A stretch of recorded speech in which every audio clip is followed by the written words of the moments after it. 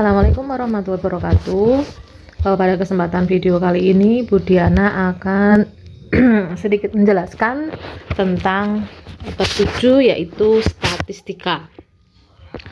Di statistika sendiri nanti kalian akan mempelajari ya, ada kata kunci di situ: frekuensi kumulatif, histogram, diagram batang, line plot, jangkauan, min, modus, median, simpangan baku, varian, dan pencilan. Pada video kali ini nanti kita akan belajar sampai pada min, median, dan modus. Pertanyaan pemantik: bagaimana pengolahan data dapat membantu kita dalam mengambil keputusan? Bagaimana kita menentukan ukuran pemusatan data yang paling sesuai dengan konteks masalah yang dihadapi?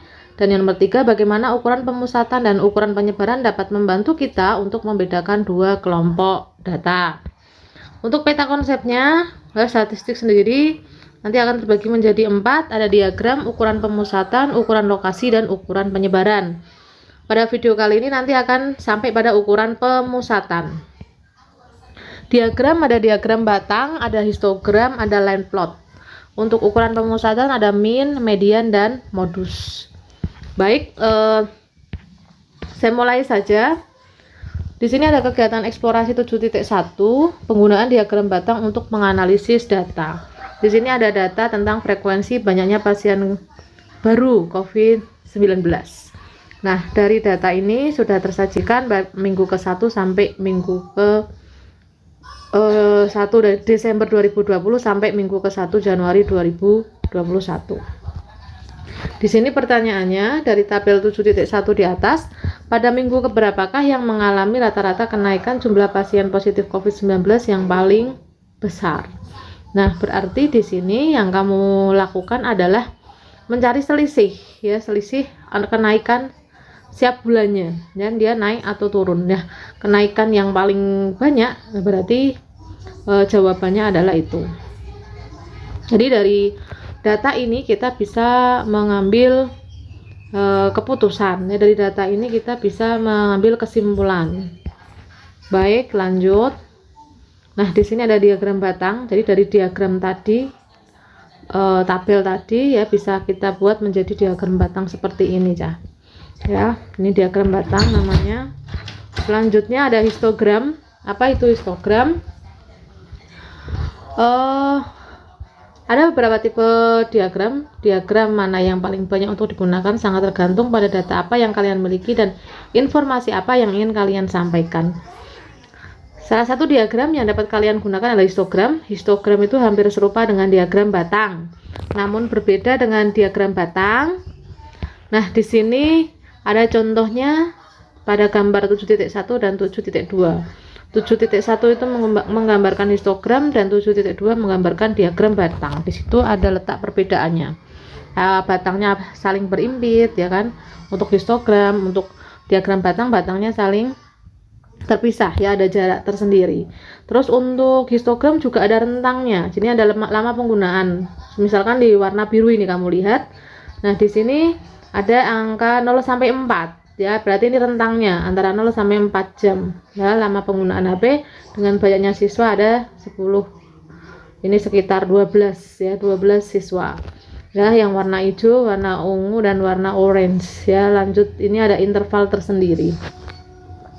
Kalau diagram batang itu tidak ada interval, jadi dia langsung ke jenisnya. Ini mereknya ya, X, V, SO, dan seterusnya. Nanti bisa kalian baca sendiri ya. Di sini uraiannya yang ada di buku siswa bab 7. Ini juga ada diagram histogram ya, ada histogram juga. Lanjut ke bawah. Nah, ini juga ada latihan 7.1, bisa coba kalian kerjakan juga. Ini gampang ya, yang hanya mengamati suatu diagram batang. Pertanyaan yang pertama, ada berapa atlet yang berpartisipasi dalam cabang lintas alam? Ada berapa negara yang berpartisipasi dalam cabang ini? Kalau semua peserta berarti tinggal kamu hitung batangnya itu ada berapa. Ya, jika ada negaranya, nah di sini kan ada negara yang mengeluarkan peserta 2, nah berarti kan dihitung 1 ya, jadi dihitung warna-warnanya per batang itu ada berapa. Saya rasa tidak masalah yang A. Untuk yang B, peserta dari negara manakah yang mendapatkan medali emas? Berapakah catatan waktunya? Nah, ini yang terkadang siswa banyak terjebak di sini. Jadi hanya melihat tabel, nah diambil yang paling tinggi.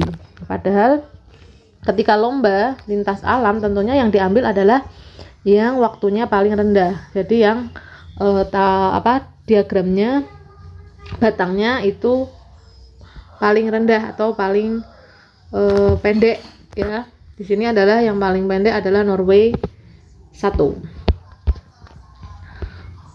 Selanjutnya pertanyaan yang C, berapakah atlet menyelesaikan lomba ini dengan interval waktu 31 menit dan 32 menit 59 detik, berarti 31 sampai 33 ya kira-kira.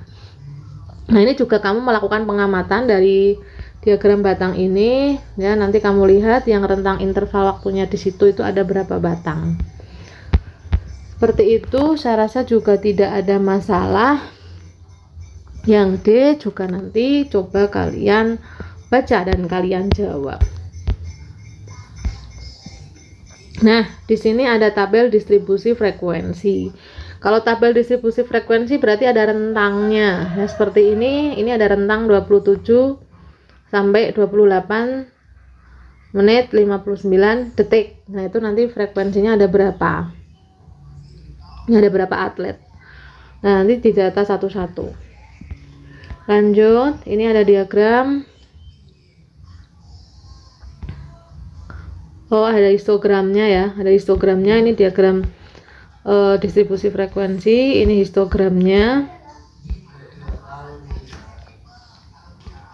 Nah, ini histogram juga menggambarkan suatu persentase, ya, persentase jumlah siswa. Jadi di sini ada histogram pada gambar 7.5 ditunjukkan bahwa ada 16% siswa yang mendapat nilai matematika antara 70 sampai 75. Kamu lihat tabelnya, di sini ada 70 sampai 75 ya pada histogramnya. Tingginya itu di 16. Ya, 16. Berarti ada 16% siswa yang nilai matematikanya antara 70 sampai 75. Bukan 16 siswa, karena di sini menggambarkan ya suatu persentase jumlah siswa, ada keterangannya. Jadi kalau siswanya ada 200 ya berarti tinggal kamu kalikan dengan 200. 16% kali 200 itu hasilnya. Lanjut. Nanti bisa kalian baca sendiri ya. Terus di sini ada diagram lingkaran ya, kalian juga sudah pernah mendapatkan di SMP, jadi mengulang saja. Ini ada diagram batang ganda. Kalau batang ganda itu menggambarkan 2 atau lebih ya. Seperti di sini menggambarkan waktu yang dihabiskan bersama keluarga di akhir pekan. Nah, di sini ada siswa laki-laki dan ada siswa perempuan ya, digambarkan menjadi satu diagram ya. Batangnya ada 2. Yang namanya batang ganda. Lanjut. Untuk ukuran pemusatan data itu ada modus dan ada median. Modus dan median adalah 2 ukuran pemusatan untuk melihat kecenderungan kumpulan data. Median adalah nilai data yang berada di tengah ketika seluruh data diurutkan dari terkecil sampai terbesar. Nah, ini yang sering kalian lupa, kadang belum diurutkan sudah dicari nilai tengahnya. Ya, jadi yang pertama dilakukan adalah mengurutkan data terlebih dahulu, baru kita cari mediannya. Untuk mencari letak median, bagilah banyaknya data dengan 2. Jika hasilnya adalah bilangan bulat M, maka median terletak di tengah urutan ke M atau M plus 1. Jika hasil bagiannya bukan merupakan bilangan bulat, bulatkan hasilnya ke atas, maka median terletak di urutan sesuai hasil pembulatan. Jadi seperti ini. Kita ambil contoh ya, untuk mengingat ini bab ini ya. Kita ambil contoh. Misal kita punya jari ya, jari kita ada 5. Ini gambarnya. Nah, gini. Nah, ketika kita punya data 5, ini misal saya urutkan dari sini 1 2 3 4 5. Nah, jika datanya ada 4 ya, data ada 4, nah berarti nilai tengahnya atau mediannya ya, median itu berarti 4 dibagi 2. Nah, 4 dibagi 2 itu kan 2. Nah, ketika hasilnya bulat, maka ditambahkan dengan 1. ya, ditambahkan dengan 1, maka median terletak di tengah-tengah antara M dan M plus 1, ya, di tengah-tengah. Jadi kalau datanya ada 4, jadi ini nggak ikut. Nah, berarti datanya kan terletak di sini, ya, di tengah-tengah ini. Nah, tengah-tengah itu berarti nilai mediannya, ya, itu sama dengan data kedua ditambah data ketiga dibagi 2, seperti itu. Nah, bagaimana kalau datanya ada 5?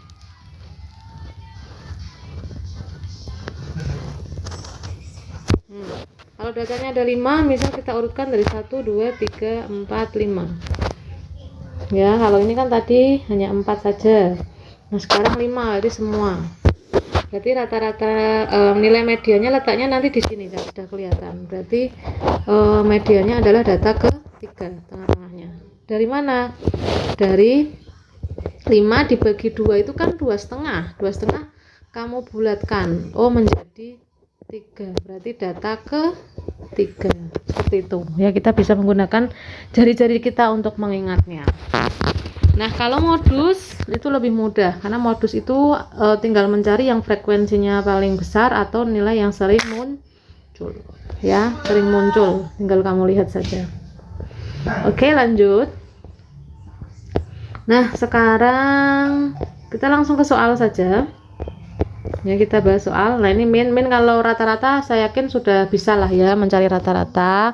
Kalau mencari rata-rata nilai rapot, ya berarti dijumlahkan semua nilai-nilainya, nanti dibagi dengan banyaknya mapel. Oke, saya ambil contoh latihan 7.3. Di sini ada data penjualan sepatu di toko A pada tabel 7.4, kita ubah menjadi tabel frekuensi data tunggal sebagai berikut. Tentukan modus, median, dan min. Nah, kalau modusnya gampang, ya, MO. Modus, nah, frekuensinya paling banyak. Berarti sini sama sini, Bu. Berarti nilainya berapa? Iya, ini nilainya. Ya, 43 dan 44. 43 dan 44. Good. Sekarang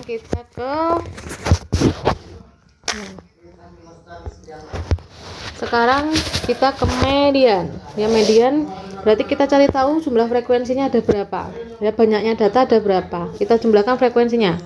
Ya, ini 2, 4, 8, ini ada 2, berarti 10 tambah 14, 24 tambah 6, berarti 30. Oke, berarti ada 30, berarti genap, ya. Genap berarti 30 kita bagi 2 kan 15, ya kan? Berarti nanti mediannya adalah data ke-15 ditambah data ke-16, betul, dibagi 2. Nah, sekarang data ke-15, 16 letaknya di mana? Nah, kita pakai ini aja, ya kan? Kita berarti kalau ini sampai pada data pertama, ini ditambah berarti sampai data ke-2, tambahkan dengan ini berarti sampai data ke-4, tambahkan dengan ini sampai data ke-8. Maksudnya gini, misal ada 3, ini kan berarti kalau kita buat berurut kan 38, 39 ada 1, 40 nya ada 2, berarti 40 gitu kan, dan seterusnya, ya. Nah, berarti kalau mencari data ke-15 tinggal kita jumlahkan saja satu-satu, ya kan.